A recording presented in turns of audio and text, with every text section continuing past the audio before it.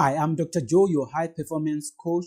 Today I want to share with you the 8 elements that I utilize in my coaching model.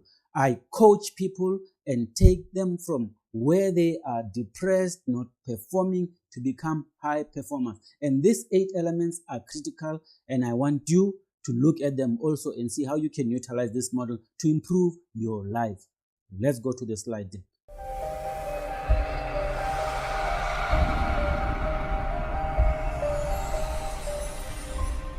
Right, Dr. Joe here, and I am helping you to find your sweet spot so that you can become the best version of yourself and perform at your best and enjoy life. I'm helping you to cross the bridge. In my last video clip, I talk about the 6 seasons of life, and I said at any given point in time, you're either in one of these seasons, and you just need to know where you are.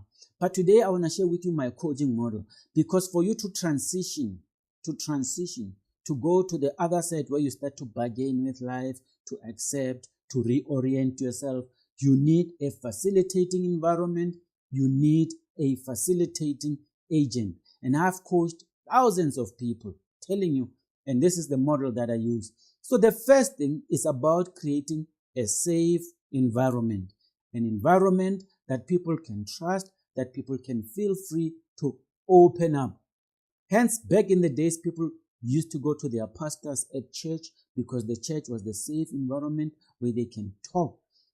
Remember, some of the people who come when they are depressed and overwhelmed by life, and they've bottled up a lot of problems, and we provide an environment for them to open up and share. Sometimes they share things that will shock you, like deep secret. So it needs to be a safe environment. That's the first element. The second element, we say, how are you doing? We want to understand what zone the person is. So if I say to you, how are you doing? Most of the time you'll say, I'm okay, the general answer that we give. But if you pay attention, you will realize that people are either in a purposeful zone where everything is going well, they are excited, things are going well, they are learning, and everything is well. Secondly, people are in a complacency zone. Complacency is, I can be better, but I don't feel good, or something is holding me down. Sometimes people don't even know what it is because they never think about it, they just feel depressed. And the third zone is that of crisis. Crisis is where things are falling apart. Either you've been fired from a job, you've been divorced, you've been accused of a big crime that you didn't commit, or you've been diagnosed with a terrible life-threatening disease, and it's either one of those. But when we say, what zone are you in, most of the time it's more general, because life has the 7 elements. So we now start to say, tell us more.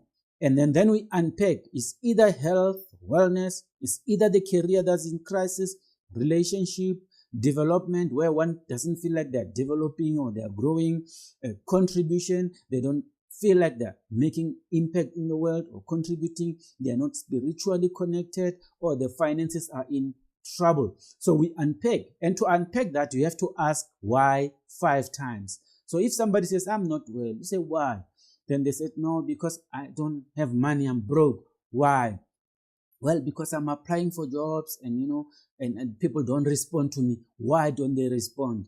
And then when you ask why 5 times, it's because you're trying to get to the root cause of the problem. Remember, most of the time, people deal with superficial symptoms and they don't address the core. So ask why a couple of times so that you can sense and get the real problem. Then you move to what do you need?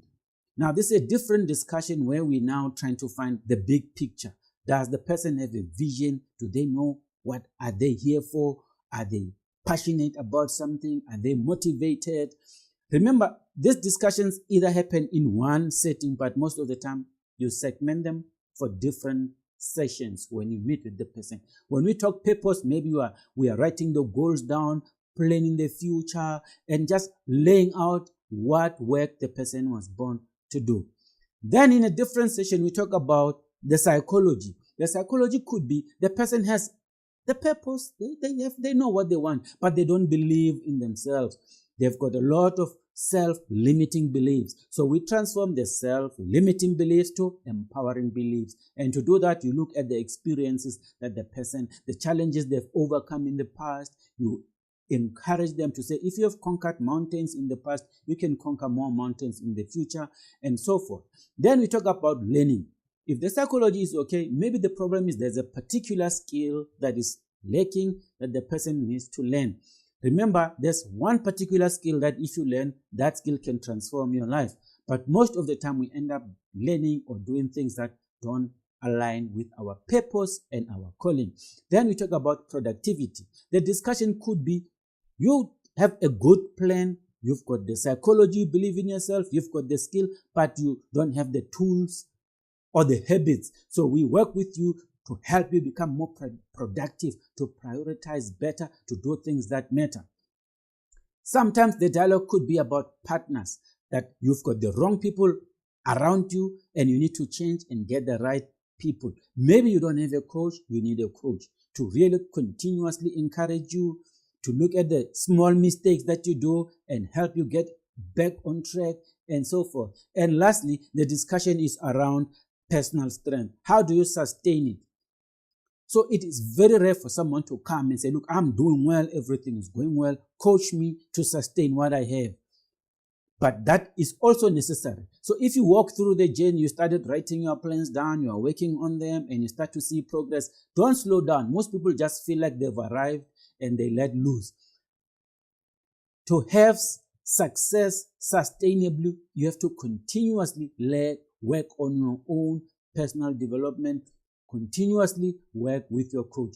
So this is the model that I utilize. I don't know what model you use, but remember, when I sit one-on-one with somebody, I don't pick up a sheet and say, oh, today we are working on your psychology.